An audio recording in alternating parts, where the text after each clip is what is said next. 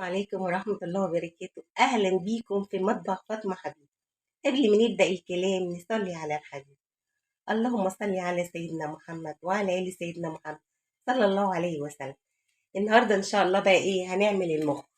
ده شكل المخ، شايفينه؟ ده إيه المخ؟ هو عبارة عن فصوص حساسة جدا، يعني مش هقول لكم يعني اهي شايفينه فصوص كده إيه. هي حساسة جدا. طبعا أنا حاطة مية على النار. عايزه اقول لكم انا مش هسلقه، انا هديله صدمه. هحط بس ايه، ادي بصلايه، وادي ايه فص ليمون، واحط توابل انكه، يعني انكهه آه جنزبيل وسبع بهارات وحبهان. وانا بستخدم ده بدل ورق اللورا اللي هو ايه ورق الشجر البرتقال، انا بستخدمه بدل ورق اللورا. وطبعا ايه خلاص كده انا حطيت ايه والبصله وهقلبه كده تقليبه. خلاص الميه غليت، وحاطه ايه فلفل اسمر وجنزبيل وبصلايه، واحط المخ اديله صدمه. يعني يا دوبك هاخد غلوتين بس وهشيله. هشيله في ايه، في ميه متلجه. هياخد غلوتين وهشيله. دلوقتي ايه المخ خد غلوتين. عايزه اقول بس احط ايه، يعني ندعه خل برضو انا عشان اضمن ان مفيش اي زفاره. ودلوقتي بقى ايه خلاص المخ انا مش عايزاه يستوي، انا بس بياخد صدمه. انا هشيله، احطه في ميه ايه بتلج او ميه متلجه خالص. هشيله طبعا اكون حريصه وانا بشيله كويس قوي، لان هو ايه زي ما احنا قلنا حساس جدا. يعني ايه على الميه ايه المتلجه، ميه بتلج كده اهي.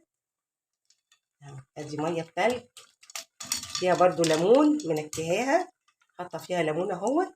وهسيبها ايه 5 دقايق، وبعدين نيجي بقى ايه واحنا بنقطعه. هنقطع المخ يعني، هنجيب بقسماط بقى وايه ودقيق وبيض وهنقليه. بس خلاص كده ايه هسيبه 5 دقايق. خلاص انا ايه خليتها 5 دقايق اهوت في الميه متلج، حتى التلج ايه التلج دايب خالص. نعمل ايه بقى، هوريكم بقى بتتقطع ازاي. طبعا احنا مستلقينها، احنا يعني يا دوبك مدينها ايه الصدمه. هوريكم بقى ايه بتتقطع ازاي. انا بقى عايزاها ايه شرايح كده. بسم الله الرحمن الرحيم. خلي بالكوا ايه وانتوا بتقطعوا علشان هي رقيقه جدا. اهو كده اقطعها كده بقى ايه شرايح كده. خلاص هقطعها بقى كده ايه شرايح. شايفين رقيقه جدا فصوص. شايفين الفص خالص. نبتدي بقى نعمل ايه. هنعمل البيض بقسماط.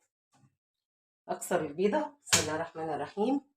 ادي ايه انا حاطه طبعا حاطه توابل بهارات سبعه، وحاطه جنزبيل، وحاطه فلفل اسمر ماشي، وذره قرفه. خلاص ونبتدي بقى ايه نقلبها. نحط شويه لبن او شويه ميه، وحاطه ايه شويه ملح، لبن او ميه. خلاص كده.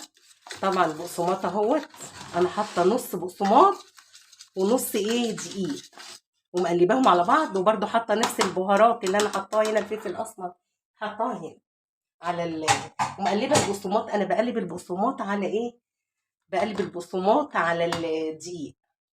ما بعملش انا بيض دقيق بقسماط، لا بقلبه.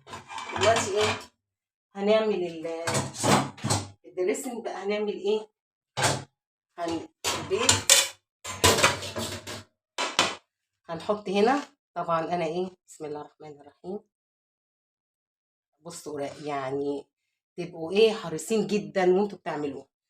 نحط هنا في البيض كده، ونطلع نحط فين الدقيق والبقسماط، ونيه ونضغط كده، نضغط بايدينا بس كده. وايه اهي شايفينها. بس انا ايه هعمل بقى كل الكميه بالطريقه دي، واكون حريصه جدا وانا بشيلها علشان هي حساسه جدا. يعني بصوا الشرايح اهي. احط هنا كده واطلع من هنا، احط على هنا واقلب واضغط بايدي كده واشيلها. خلاص شايفين؟ بس كده. ونيجي بقى ايه على البوتاجاز على طول علشان نحمر. بس كده خلاص. كمل الكميه ونيجي على البوتاجاز. دلوقتي بقى ايه هنبتدي ايه نقلي الايه المخ. بسم الله الرحمن الرحيم. عايزين بس نشوف الزيت سخن. حطيت طبعا الطاسه اهو قرب خلاص، يعني ممكن احط كده فيه. وحطيت زيت فيها وخلاص الزيت سخن اهوت. وهنبتدي بقى ايه بسم الله الرحمن الرحيم نقلي بقى البانيه. شايفين؟ نقلي معلش البانيه ايه اهو برضو المخ، مخ البانيه برضو. نقول بسم الله الرحمن الرحيم. تملي سموا يا حبايب عشان الايه الحاجه ربنا يطرح فيها البركه. بسم الله الرحمن الرحيم اهو هيبتدي اهوت ايه يسخن. نحط بقى كده بسم الله الرحمن الرحيم.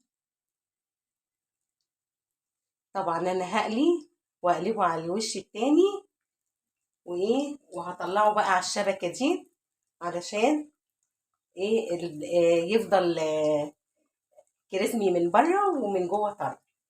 اهو انا كده خلاص حطيت اهو والزيت سخن اهو صوته طلع اهو. ايه طبعا اعلي النار. اقلي بقى واجي. دلوقتي خلصت احمري وقلبته على الوش التاني. هبتدي ان اطلعه. هشوفي كده من الناحيه التانيه احمري ولا لا. اه خلاص قرب يحمر. اللي احمر هطلعه واطلعه على ايه على شبكه علشان يفضل ايه كريسمي كده. اللي احمر هطلعه واحط ايه بدال. شايفينه كريسمي ازاي؟ كريسمي خالص. شايفين؟ من جوه طري ومن ايه ومن بره مقرمش. هحط غيره طبعا. خلاص اطلع دول واحط غيرهم. بسم الله الرحمن الرحيم. بسم الله الرحمن الرحيم.